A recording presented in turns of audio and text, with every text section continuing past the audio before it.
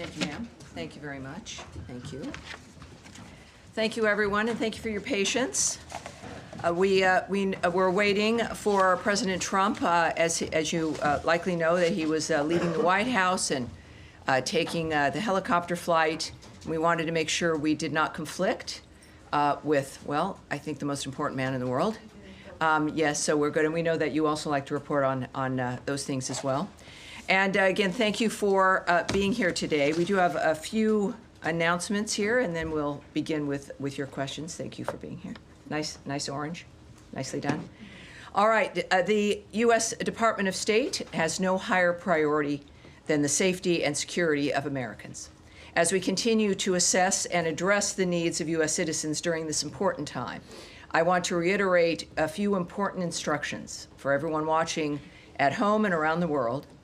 We urge all American travelers to sign up for the Smart Traveler Enrollment Program, known as STEP, to receive the latest updates from the State Department. We also urge U.S. citizens to regularly monitor the department's website at travel.state.gov to receive the latest updates and to find emergency contact information. Americans overseas in need of assistance should contact their nearest U.S. embassy or consulate, or call, if you're overseas, +1 202 501 4444. That is +1 202 501 4444. Another important update: the State Department has added a crisis intake form, which can be found by clicking the banner on the top of travel.state.gov, which, once again, the magic of technology, there it is. The new aspect is that red banner at the top. Click on Israel and Iran departure info for U.S. citizens and follow the instructions for more information. U.S. citizens in Israel and the West Bank who would like to receive information on departure assistance should fill out the form that this website will take you to. This crisis intake form will also allow U.S. citizens in Iran to register their information. We do not anticipate offering direct U.S. government-assisted departure from Iran. Americans seeking departure should take advantage of existing means to leave. The Department of State has provided information and support to over 25,000 people seeking guidance regarding the situation in Israel, the West Bank, and Iran. And on Iran, I want to reiterate the statement from President Trump, delivered by my colleague Caroline yesterday. Quote, "Based on the fact that there is a substantial chance of negotiations that may or may not take place in the near future, I will make my decision of whether or not to go within the next 2 weeks." And now, with so much happening, there has been some news this week you may not have seen. After 3 days of talks, technical teams from the Democratic Republic of the Congo and the Republic of Rwanda initialed the text of a peace agreement on Wednesday. Next Friday, June 27th, Secretary of State Marco Rubio will witness the ministerial signing of that peace agreement right here at the Department of State, led by the foreign ministers of Rwanda and the Democratic Republic of the Congo. This is a milestone achievement and a significant step toward peace in that region, and we remind our friends and partners that with implementation of the agreement, the economic investment and development we all want to see will finally be possible. We look forward to more on this next Friday. Also, I would like to join the many Americans in New Jersey welcoming home Idan Alexander. Held hostage by Hamas, his release is a reminder of our commitment to Americans wherever they may be in the world. The scenes of people lining the streets were truly heartwarming, and America is stronger with one of our sons finally home. And lastly, we are having this briefing on Friday because we were not here yesterday because it was the holiday Juneteenth. On June 19th, for everyone wondering and not perhaps having all the details, on June 19th, 1865, Union Major General Gordon Granger arrived in Galveston, Texas to announce General Order No. 3, declaring that all enslaved people in Texas were free. More than 2 years after President Abraham Lincoln's Emancipation Proclamation had officially ended slavery in Confederated States. in Confederate states, I should say.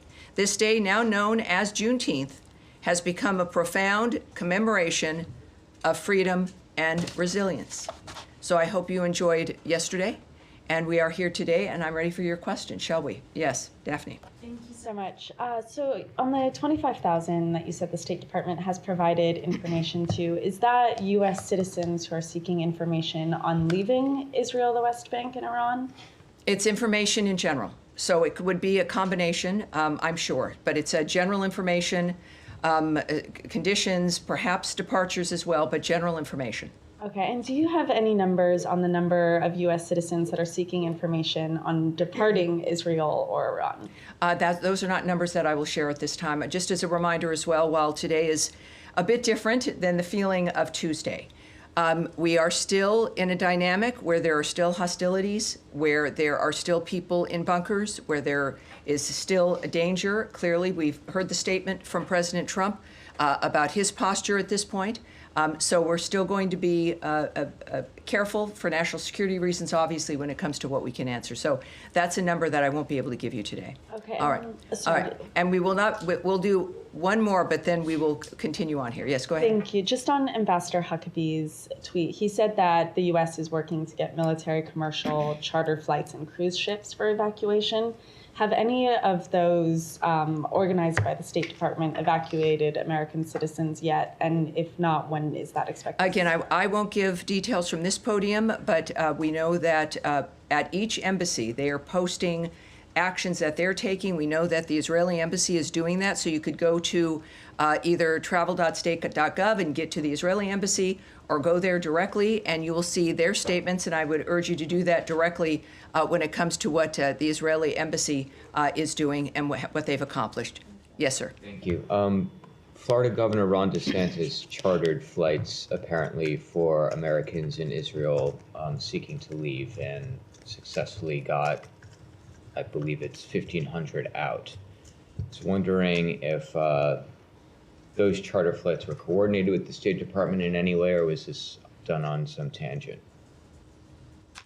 Well, I think that there's, and we know that there, of course, are some independent efforts to get American citizens out of those areas, and when we suggest that people take advantage of existing means, we would include, of course, the nature of other opportunities to leave, independent efforts, independent groups managing those dynamics. As far as the DeSantis effort, I would suggest you call the state of Florida, call his office, and I'm sure that they'll get you more information.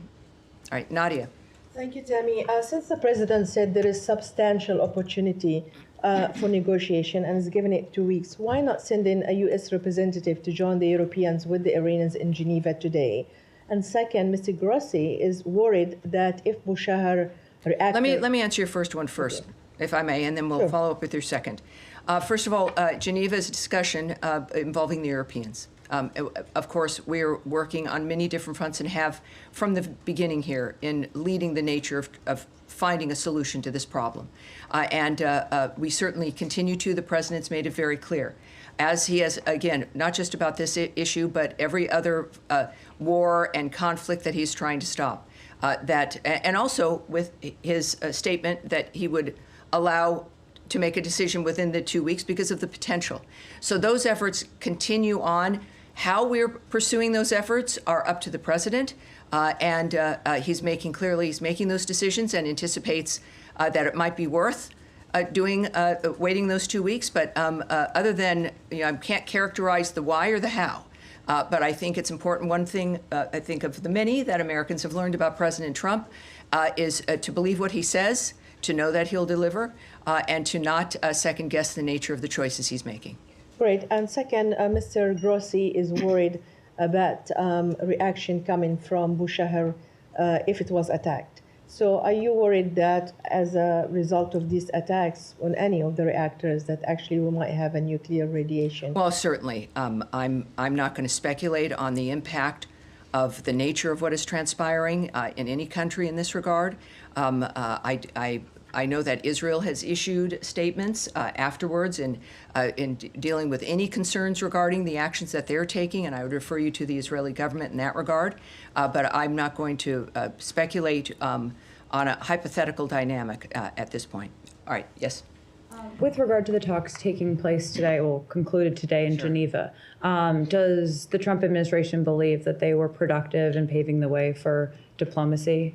Well, I don't want to characterize what the Secretary of State may think of what has happened. I know that the government as a whole, that we're hopeful for every new opportunity, every new effort to have this come to a conclusion that is diplomatic.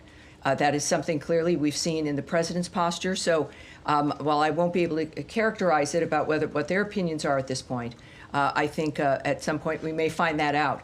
But I do know that we do hope that every effort is successful. Two more quick questions. Is the Secretary planning to get on the phone with any of those foreign counterparts that were in the meeting later today? Well, I know that, of course, he's headed to The Hague next week. And so I know conversations, no doubt, will happen there about a whole number of issues. All right. And then, yes, sir. We'll Iran- move on here. We'll move on here. Yes, sir. Go ahead. To the Secretary's Hague trip. When he was in Brussels in early April, he told us that it would take a few days or weeks, not months, certainly, for him to assess whether or not Putin was serious about ending the war. Today, we have all seen Putin's statements. So he himself made it clear that he has no intention to end the war and the killing. He even discussed, more territories to seize. I'm wondering, have you guys landed anywhere in terms of your conclusion about Putin's intention? Well, we know that since that point, I don't think he said days at that point, but he said a matter of weeks. And in that process, we saw our posture adjust in that framework. At the same time, as I mentioned before, during negotiations, things sometimes progress, things change. That's the whole point of negotiations and conversations, is that you signal that how long it is generally that you're willing to wait, but that you would know if someone is serious. And then again, it's not a static environment as you're moving forward through that time. At the same time, we've heard since then some very blunt comments by President Trump about President Putin. We also know that the parties themselves have met directly. And I think that that's also where we've landed at this point in comments from both the President and Secretary of State, that the only way this is going to end is for the two parties to meet and come to a conclusion and a decision and some kind of an agreement. That is where it is. And of course, we are always present. We remain concerned and issued comments a couple of days ago about the nature of what's happening in Ukraine and the death of an American. So we are there. We have been, of course, Ukraine's biggest supporter, and we continue to hope for and work with and observe the nature of how the conversations are going at this point between the two parties. And that, like every other negotiation, can change one way or another. But that's our posture at this point. Of course, America is still involved, and we're clearly making our presence, our caring about the situation known, and that's where we're at this point. Point taken, Tom. But in light of today's comments, as I mentioned, Putin's comments, and also his press secretary said that now we have a strategic advantage, quote, why should we lose it? We're going to move forward. So Yes. in light of those comments, why not calling them out for not being serious about the peace process? Well, again, we're not in just a world where when we see something online that we are going to choose how we're going to respond as an individual. There are many different fronts always in every situation that we remain involved in. So it's not as simple as a single response to a single quote that came from a statement or something online. This is about dealing with certain situations in a complex manner. Only the president can make the decision about how to proceed. Only he knows all the elements about what's important and how we're going to make a difference. And that's where we have it. Is, as I term it, as I did a couple days ago, there is one guiding hand to the choices that we make, and that would include with Russia, Ukraine, and every conflict he's trying to stop. May I All ask right. one Yes. NATO-related No. question? We are gonna move on here. Thank you, sir. All right, to go back to Iran just for Of two course, of questions. course. One, just for clarification, have any Americans been killed or injured in Iranian strikes so far? You know, I I don't think so. Do we have numbers, or is that something that we've been able to, let's take that back and see where things stand at this point. I do know that the reports that I've seen are that there have been no American injuries or injuries of staff at embassies and consulates. But let's take that back. And again, I would caution, obviously, this is a shocking continuation of a war that affects many countries. And we'll get back to you with with the latest that we have. I suppose the flip side, thank you. We would appreciate an update. The flip Of course. side would be if And again, just a reminder for people watching, when we say we're going to take it back, it means we get the answer and get it directly to the reporter and then have it, and obviously in this case, as a fluid situation, we'll continue to watch it. Thank you. And insofar as you're looking into it, if there are American citizens in Iran, which we haven't gotten an estimate of how many Americans might be in Iran, Sure. if there are injuries or deaths there, we would also be interested. Well, yes, again, the messaging is for also Americans who are in Iran, and again, urging them to go to travel.state.gov, and we're certainly aware of them. Our task force is working on all of this for every American who is in that region, which provides a different dynamic for some, whether it is, of course, Israel, Iraq or Iran, et cetera. Wherever they may be in the Middle East, we're there for them. Thank you. The other question is on diplomacy. So we understand the Special Envoy Steve Witkoff is in some sort of contact with the Iranians. How would you encourage us to think about that contact? Is that a prelude to negotiations? What's the nature of that of his engagement with the Iranians? Well, I wouldn't characterize it at all, except there are things that we know, which is that there had been negotiations, that we had gotten Iran to the table. We'd been having those conversations, led by Special Envoy Steve Witkoff. And we know that the president, from his statement, which is, I think, worth noting again, because it's very specific in its nature, and also, I must say, when I saw it, very Trump-like in his statement, as a man who is serious about everything he addresses, but in this particular kind of way, when it's existential, life and death, that he genuinely, it's not posturing. He wants to have it be solved diplomatically. He knows it can be. He knows, based on what he's accomplished already in the past, and the nature of human beings, which in business you learn a lot about as well, but certainly in his governmental experience and as a leader. Again, he said, directly from the president, quote, based on the fact that there is a substantial chance of negotiations that may or may not take place with Iran in the near future, I will make my decision whether or not to go within the next 2 weeks. On that front, do you have an understanding of why there's now a 2-week window for diplomacy? Because at the same time, the White House said yesterday they understand it might be a couple of weeks before the Iranians achieve a nuclear weapon. No, but he has his reasons, and he's the one who knows, and that is the specificity of his statement. And I'll leave it at that. All right? Thank you. Yes, sir, at the end here. So on Ukraine, you said that... Can you tell me your name and your outlet? Oskar Gorzyński, Polish Press Agency. Okay.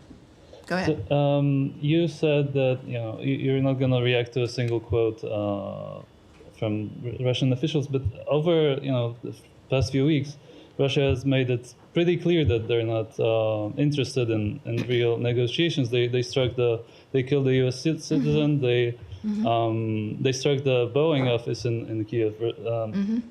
And the president has repeatedly threatened sanctions on Russia if that happens. So why no action yet? I mean, how does that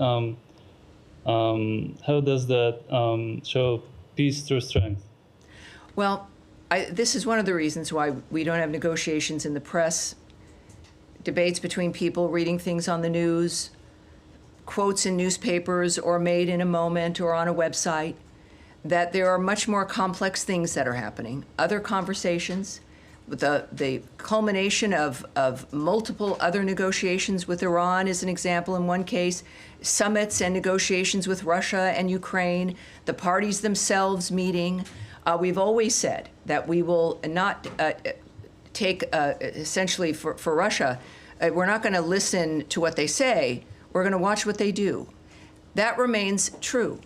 But what you would do in this moment is not at issue. What matters are the people who've been involved for months now, dealing with the parties directly, the leaders of countries in the world, but the most powerful leader in the world right now, Donald Trump, who would likely know a little bit more about the nature of the situation than you or I.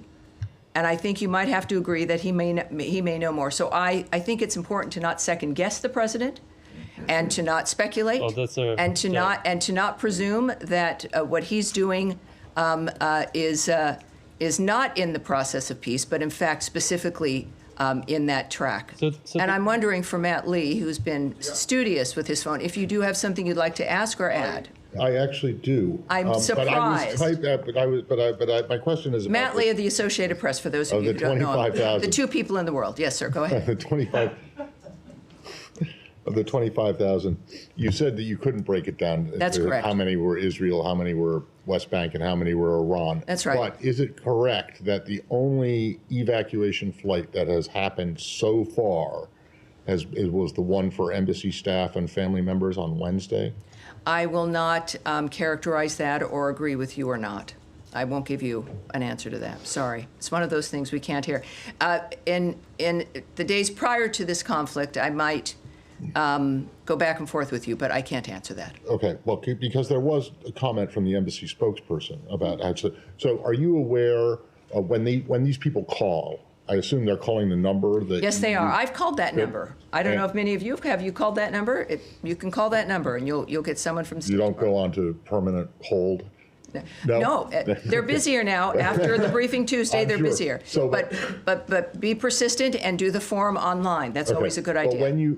So the 25,000 people who have reached out, Yes. have reached out via that platform, either online or calling. Correct. And they, do you know how many of those 25,000 have then taken the information that they've been given or the guidance that they've been given, and then left? There's data that I won't be sharing, and even in general, it's not data that I can share with you. The fact that we got the number from the team, I felt really excited about. Now you're making me feel like it's not so good. No, it is. It's a great number, but I will not break it down. Okay.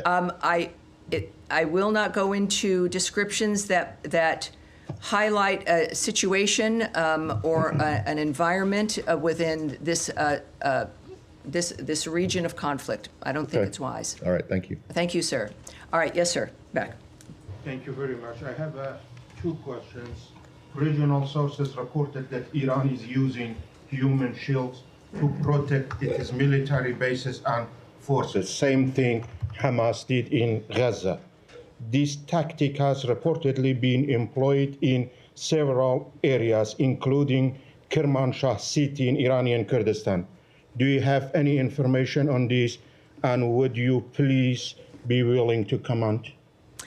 What I can say, it's going to be brief. You won't necessarily like it, but I can say that we are aware of those reports, that the Iranian regime is using human shields to protect its military bases and forces, and I have nothing further for you at this time, but we are aware. Yes, sir. Next. Well, you have one more? Yes, one more. All right, and then we'll please. come directly to you. Yes, sir. Danny Danon, Israel's representative to the United Nations, claimed that Iran has attempted to assassinate President Trump and Prime Minister Netanyahu. He said today at the United Nations. Do you want to comment on it? No, I would suggest you contact the ambassador, but I have no comment on that. Yes, sir. All right, now, yes. Thank you, Tammy. To question one on Iran and the other one on Iraq.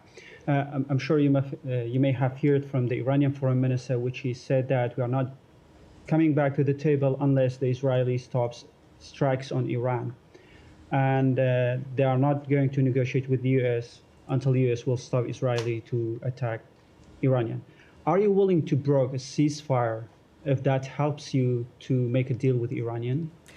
Obviously, I can't speculate on that. I'm not going to characterize what's happening now or the reaction by the president or the Secretary of State to what those negotiations might be. So you know that's a standard basis here, is we're not going to do that. But as you do know, of course, from the president's remarks, is that he still holds out the hope for negotiations. And there's also been a reinforcement that Iran and its proxy should not target U.S. interests or personnel, and if they do, the consequences will be dire. So we can reinforce that. And of course, the ultimate red line, which has been repeated constantly, because it's what the president sees as being the most important aspect, is that Iran cannot have a nuclear weapon. That is not a negotiable dynamic. And, All right, yes, sir. another question on Iraq. Yes, sir. Go ahead, please. Sorry. No, we'll keep going here. I have a non-Middle East question. Yes. We're getting reports that Japan has canceled the annual security talks known as 2+2 with Secretary Rubio and Defense Secretary Hegseth because of U.S. demands for them to increase their defense spending. Do you have any comment on this? And has Tokyo communicated with No, I have Washington? no comment on that at this point. Thank you. Yes, ma'am? Thank you, Tammy. Two questions, one on China and about the Iran and Israel war. It was reported that the Chinese cargo plane was headed to Iran. Has there been any detection of Chinese actions or cooperation to support Iran? Thank you. Let's take that back, shall we? Get back to her with an answer on that. What is your next one, please? One more question, please. Iran's nuclear weapons are threatening the entire world. If the United States intervenes in a war between Israel and Iran, do you think it will need support or cooperation from its allies? Well, we've made very clear, I think there's, if anything is obvious to the world, it's that President Trump has demands regarding that situation. His concern is the fact that Iran can never have a nuclear weapon. We know, of course, since October 7th, Israel remains in the posture of defending itself and the existential threat that is posed in that region by Iran. Our efforts clearly reflect the president's commitment to diplomacy first, to diplomacy being the thing that he believes will and can succeed, but he's also a pragmatic man. And this is why it's probably the most transparent leader globally right now, is making it clear publicly about his positions and when he would be willing to be making decisions about that. But we're always working with our allies and our partners. It's clear, and that will be also evident when the President and Secretary of State go to The Hague for the NATO meeting next week. All right, now go ahead in the back. Yes, sir. Thank you so much, Tammy, on Bangladesh. Given UN Human Rights Commission Chief Volker Turk concern over the banning of political parties in Bangladesh, also Human Rights Watch has accused the UNIS-led interim government for arbitrarily targeting Awami League supporters.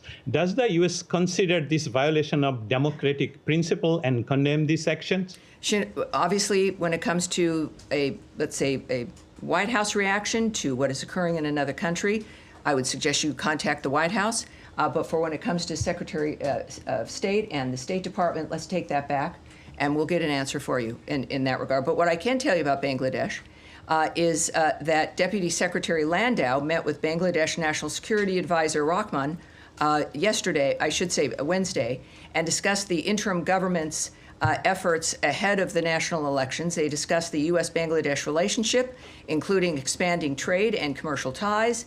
The United States is committed to working with Bangladesh to promote peace and stability in the region. And I have a second short question on the same. What is the State Department response to the alleged fabricated charges against Prime Minister Sheikh Hasina, the rise of mob killing and violence, and the imprisonment of individuals like 100 journalists without trial under this interim government? Will you condemn this and ask them to free them? We will take that back, and I'll get you an answer as soon as we can get one for you. Yes, sir, in the middle here. Thank you so much. Thank you, Tammy. The Turkish President Erdogan hosted the Armenian Prime Minister and his delegation in Istanbul today, and he mentioned that they talked regional issues, including the stability and peace in the Caucasian region and the problems or the issues between Turkey and Armenia. How do you follow these meetings? Well, I've not spoken to the Secretary specifically about that particular instance, but I'm sure we will be able to get to you his opinion and the nature of how he's reacting. I would also suggest the White House as well for you for more information in that regard, but if we can take that back. And with that, that is going to be it for me today. It is, again, Friday. My thanks to you for coming up on a day that is not our normal briefing day, and I appreciate it. Have a lovely day. And we will see you next week. Tuesday and Thursday is where is it? Is security here or is security not here? Let's get this going because this has gotten a little old and inappropriate. Thank you, everyone. Appreciate it. Thank you. Thank you.